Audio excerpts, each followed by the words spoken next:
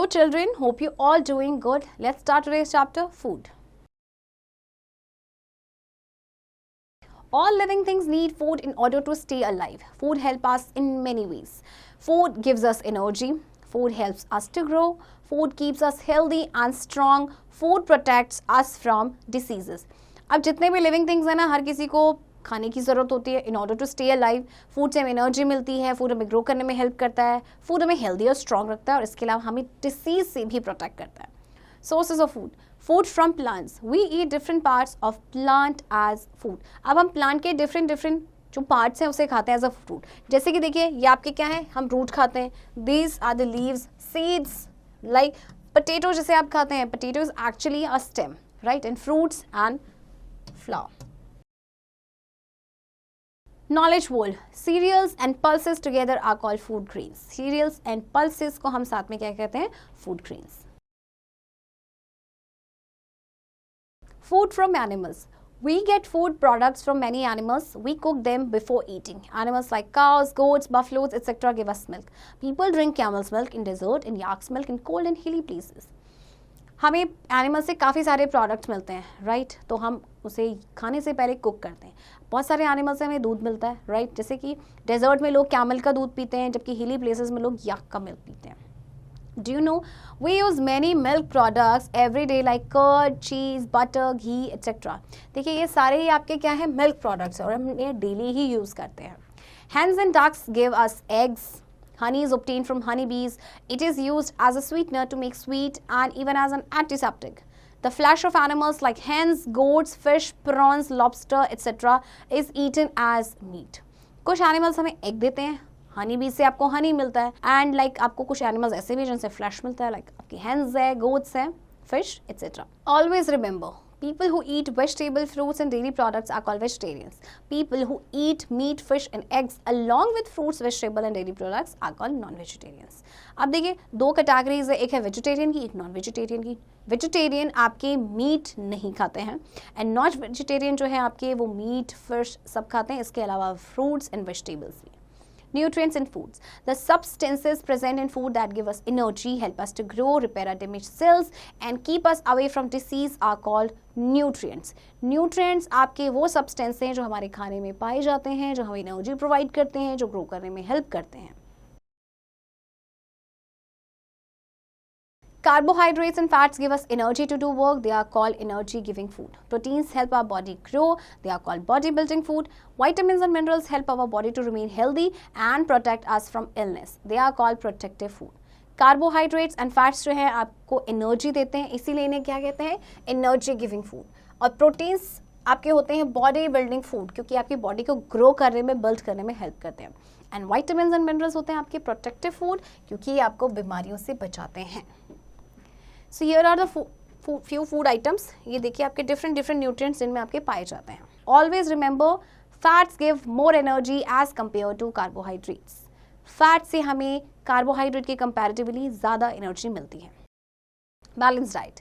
A diet that contains all the nutrients in the required quantity is called a balanced diet. For this, we should eat a variety of food to get all the nutrients. अब देखिए balanced diet किसे कहते हैं, एक diet जिसमें आपके सारे ही nutrients proper amount में हो. Cultural diversity in food. People in different parts of India and around the world eat different kinds of food. Their diet depends on what grows easily there and what the climate is. So, availability and preferences determine the food habits of people. अब देखिए लोग जो different places पे रहते हैं India में या around the world, वो क्या करते हैं, कैसा खाना खाएंगे, वो डिपेंड करता है कि वहाँ पे इजीली क्या होता है और वहाँ पे किस तरह का क्लाइमेट है.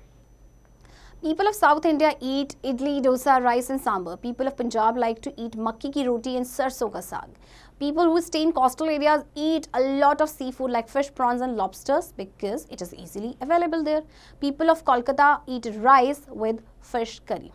साउथ इंडिया में अगर आप जाएंगे तो वहाँ पे इडली डोसा आप लोग ज़्यादा खाते हैं. पंजाब में मक्की की रोटी एंड सरसों का साग. जो कोस्टल एरियाज़ के पास जो लोग रहते हैं वो क्या खाते हैं, सी फूड खाएंगे ऑब्वियसली, क्योंकि वो इजीली अवेलेबल रहता है. एंड कोलकाता के जो लोग हैं वो rice with fish curry. Some people do not eat meat and eggs because they feel it goes against their religion and customs. और कुछ लोग ऐसे होते हैं जो मीट और एग्स भी नहीं खाते क्योंकि उन्हें ऐसा लगता है कि उनके रिलीजन या उनके कस्टम के अगेंस्ट है. Uncommon foods. In the high mountains, people eat the meat of yak. In China, people eat dogs, snakes, monkeys, and rats. In many countries like Africa, fried grasshoppers are eaten. In Indonesia, bird's nest soup is a popular dish. अब बहुत ही uncommon foods हैं, जैसे अगर आप चले जाएंगे mountains में, वहाँ याक का मीट खाते हैं. चाइना में तो डॉग, स्नेक्स, मंकीज, रैट्स ये सब खाया जाता है. अफ्रीका में फ्राइड ग्रास होपर्स को खाया जाता है. इंडोनेशिया में बर्ड्स का जो नेस्ट सूप है ना, काफ़ी पॉपुलर डिश है. Food in the family. All the members of a family do not eat the same kind of food. The type and amount of food we eat vary according to age and physical work we do. Older person in a family, like our grandparents, eat food cooked with little spices. They prefer food which is easy to chew and digest. Such foods keep them healthy and active. अब देखिए, घर में हमारे जितने members होते हैं सारे same तरह का खाना नहीं खाते हैं. वो डिपेंड करता है वो कितना टाइप अमाउंट ऑफ फूड खाते हैं, वो डिपेंड करता है एक्चुअली उनकी फिजिकल वर्क, उनके एज के अकॉर्डिंग. अब जैसे ओल्डर पर्सन है तो क्या कहते हैं, वो कुक्ड फूड जिसमें आपके कम से कम स्पाइसेस हो, और वो ऐसा खाना पसंद करते हैं जो ईजिली डाइजेस्ट हो जाए, तो क्योंकि वो ऐसा खाना खा के वो हेल्दी रहेंगे और एक्टिव भी रहेंगे. Our parents eat food which is rich in proteins and carbohydrates. Such food gives them energy to work hard. Children eat food which is rich in proteins. Such food makes them strong and helps in building their bodies. Very small children drink only milk. अब देखिए, जो बच्चे हैं यानी आपकी as के जो बच्चे हैं उनको प्रोटीन की ज़्यादा रिक्वायरमेंट होती है क्योंकि वो ग्रो कर रहे होते हैं उस टाइम पे. एंड जो बहुत छोटे बच्चे होते हैं तो ऑब्वियसली दूध पीते हैं. Always remember, milk is called complete food that contains all the nutrients required by the body. Milk को कंप्लीट फूड इसीलिए कहते हैं क्योंकि उसमें सारे ही आपके जो न्यूट्रिएंट्स होते हैं वो प्रेजेंट होते हैं. Recap. Food is a basic need of all living beings. We get food from plants and animals. Our food need different kinds of food and nutrients to grow and keep healthy. A diet that contains all the nutrients in the required quantity is called a balanced diet. The type and amount of food we eat vary according to our age and physical work we do. देखिए, food हम सभी का एक basic need है हर living being का, in order to stay alive and to grow, right? And आपकी जो diet होती है उसमें आपके सारे न्यूट्रिएंट्स आपके रिक्वायर्ड क्वांटिटी में होने चाहिए, तो तभी वो आपकी बैलेंस डाइट होती है.